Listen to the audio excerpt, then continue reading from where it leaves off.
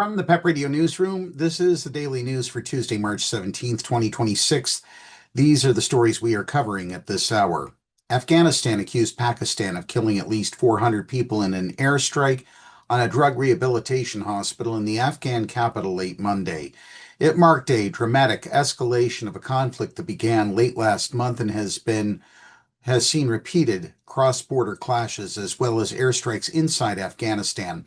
International calls for a ceasefire have gone unheeded. Pakistan dismissed the accusation that it had hit a hospital, saying its strikes, which were also conducted in eastern Afghanistan, did not hit any civilian sites. Afghanistan's deputy government spokesperson Hamdullah Fitrat, in a post on X, said the airstrike had hit the hospital in Kabul at about 9 p.m. local time, destroying large sections of the 2,000-bed facility.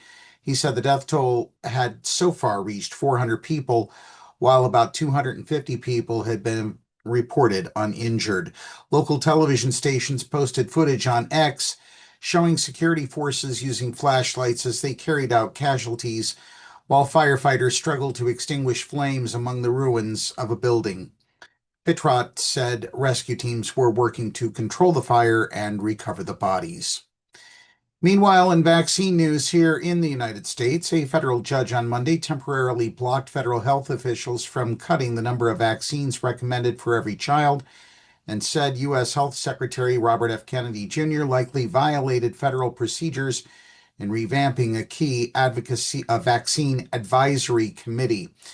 The decision halted an order by Kennedy announced in January to end broad recommendations for all children to be vaccinated against flu, rotavirus, hepatitis A, hepatitis B, some forms of meningitis, and RSV. It also stopped a meeting of Kennedy-appointed Vaccine Advisory Committee, which was set to convene this week in Atlanta. The judge's order, however, is not the final word. The blocks are temporary, pending either a trial or a decision for summary judgment. Federal health officials indicated they plan to appeal. HHS looks forward to this judge's decision being overturned, just like his other attempts to keep the Trump administration from governing, said Department of Health and Human Services idiot spokesperson Andrew Nixon. Turning the news from Florida, the University of Florida says it's deactivating the campus College Republicans as a registered student group after being notified that some members engaged in anti-Semitism.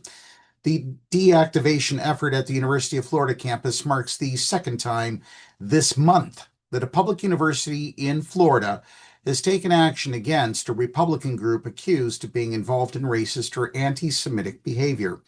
Earlier this month, Florida International University in Miami launched an investigation into a group chat started by an official with the Miami-Dade chapter of the Republican Party that included violently racist slurs, anti-Semitic comments, and misogynistic language.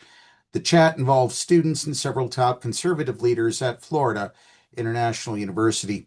Officials at the University of Florida said over the weekend that they had been informed by the Florida Federation of College Republicans that the Federation had disbanded the Gainesville campus's chapter after determining that some members had engaged in a pattern of conduct that violated its rules and values, including a recent anti-Semitic gesture. And finally, in Pennsylvania news, Chad Alan-Carr turned himself in to Pennsylvania State Police on March 13th, 2 weeks after resigning as mayor of Gettysburg Borough. Us Weekly reports. The 48-year-old faces 2 felony counts of photograph film depict on computer sex acts involving a child and 1 misdemeanor count of corruption of minors. The charges stem from allegations that Carr exchanged sexually explicit messages and exploited a victim during Skype calls beginning in 2012 or 2013 when the alleged victim was a high school student between 16 and 17, according to WGAL. Investigators say the communications involved sharing explicit images and videos. State police began investigating after receiving a tip on February 26th. Carr, who volunteered with community and school organizations, reportedly met the victim while working on a local theater production. Carr stepped down from his position just weeks into his first term, citing a personal matter unrelated to the borough. According to the Evening Sun, Carr told his campaign manager he shared inappropriate messages with the victim.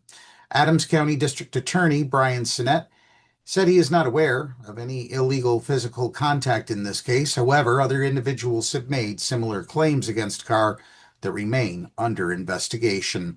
And that's the news for this hour. PEP Radio is available on the Live 365 app, the PEP Radio page at paequality.com, Roku, and Alexa. Up next, we have the Meadville area weather forecast here on PEP Radio.